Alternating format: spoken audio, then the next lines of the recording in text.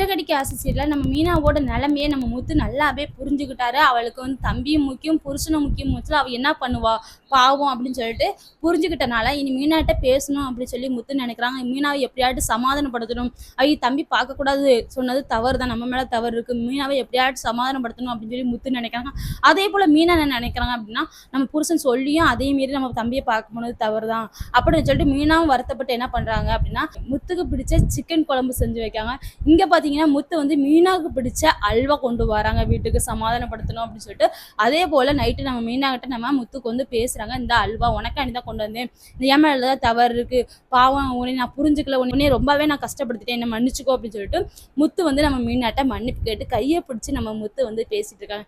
பேசிட்டு இருக்க அந்த நிமிஷம் என்ன ஆகுது அப்படின்னா, விஜயா வந்து பார்த்துன்னு என்னடா இது சண்டை போட்டு 2 பேரும் பிரிவாங்க, முத்து வந்து குடிச்சிட்டு குடிகார மாதிரி தெரிவான், மீனாவை வீட்டை விட்டே விரட்டுவான், அப்பெல்லாம் நம்ம எதிர்பார்த்தோமே அப்படின்னு நினச்சிட்டு நம்ம விஜயா வந்து பார்த்துட்டு இருக்கான். 2 பேரும் பேசிட்டு இருக்க பார்த்து கோவப்படுறாங்க. என்னடா இது நம்ம ஒன்று நினச்சா அது ஒன்று நடக்க, முத்துக்கு அதுக்குள்ளவே மீனா மேலே உள்ள கோவலாம் போயிடுச்சு. ஐயோ ஏதாச்சும் நம்ம பண்ணி கோவத்தை உண்டாக்கி விட்டுலாமா அப்படிலாம் விஜய் வந்து யோசிச்சுட்டு இருக்காங்க.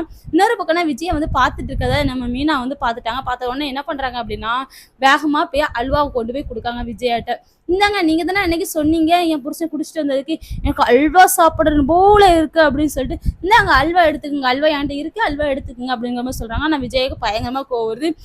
அல்வாவை தட்டி விட போகிறாங்களா இல்லைன்னா மீனா மேலே கோவப்பட்டு அந்தால போகிறாங்களா அப்படிங்கிறது தெரியல. அவன் புருஷன் அன்னைக்கு குடிச்சு வந்தான், அன்னைக்கு குடிக்காம மாறான், இனிமேல் குடிக்க மாட்டான், உன்னை பற்றி புரிஞ்சுக்கிறான் நீ நினைக்கல, கூடிய விஷயத்தில் உன் புருஷனே உன்னை வீட்டை விட்டு விரட்டுவான் பாரு, விரட்ட வைக்கிறேன் பாரு அப்படின்னு சவால் விட வாய்ப்பு அதிகமாகவே இருக்குது. பாப்பா என்னதான் நடக்கு அப்படின்னு சொல்லி முத்துவும் மீனாவையும் பிரிக்கணும் அப்படின்னு சொல்லி விஜயா வந்து கங்கணம் கட்டிட்டு அலையிறா.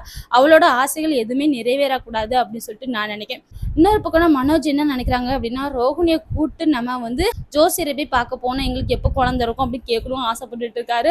ஜோசியர் வந்து நம்ம ரோஹிணியை பார்த்தாங்களோ, ரோஹிணியோட ஜாதகத்தை பார்த்தாங்களோ கண்டிப்பாக சொல்லிடுவாங்க, அவளுக்கு ஆல்ரெடி கல்யாணம் முடிஞ்சிச்சு, அவளுக்கு குழந்தை இருக்கு, அவள் வந்து இந்த வீட்டில் முதல்ல வாழ வரல, வேற வீட்டுக்கு வாழ போனவா அப்படிங்கிற விஷயத்தெல்லாம் சொல்லிடுவாங்க. சொன்னால் நல்லா இருக்கும். ரோஹிணி ஆமுடனும் ரோஹிணி தான் வீட்டை விட்டு விரட்டப்படணும் அப்படின்னு சொல்லிட்டு நான் நினைக்கிறேன். பெரிய பணக்காருன்னு பந்தா காட்டிட்டு சீன் போட்டுட்டு எல்லாத்தையும் இருக்கிறதுனால அவளோட முகத்திரை தான் கிளியணும் அப்படின்னு சொல்லிட்டு நான் நினைக்கிறேன். நீங்க என்ன நினைக்கிறீங்க? உங்களுடைய கருத்தை மறக்காம கமெண்ட் பாக்ஸ்ல கமெண்ட் பண்ணுங்க. அதே போல என்னுடைய சேனலுக்கு உங்களுடைய சப்போர்ட் கொடுங்க தயவு செய்து.